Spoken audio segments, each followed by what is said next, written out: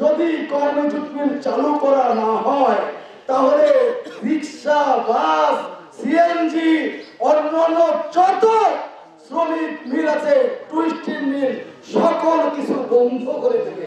আমাদের সাথে মিলে করতেছে ইতিমধ্যে ডিসি সাহেবের সাথে ফসল আমরা মনে করি 5টি জুট মিলের মধ্যে জেলা বিএনপির সাধারণ সম্পাদক এবং সরকার ইতিমধ্যে যে পলিথিন এবং সিরাজগঞ্জে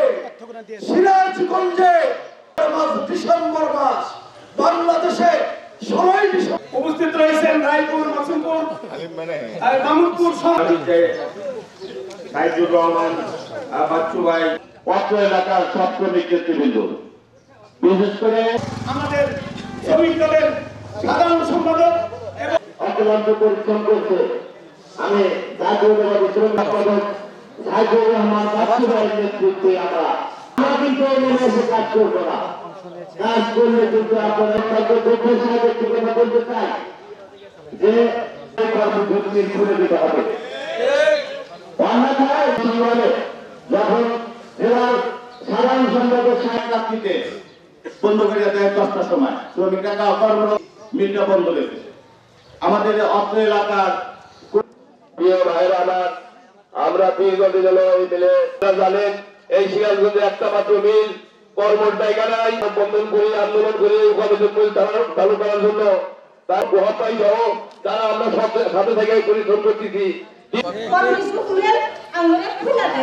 আমরা কাজ করে খাই, আপনাদের কাছে অনুরোধ আমাদের মেলটা খুলে দেন।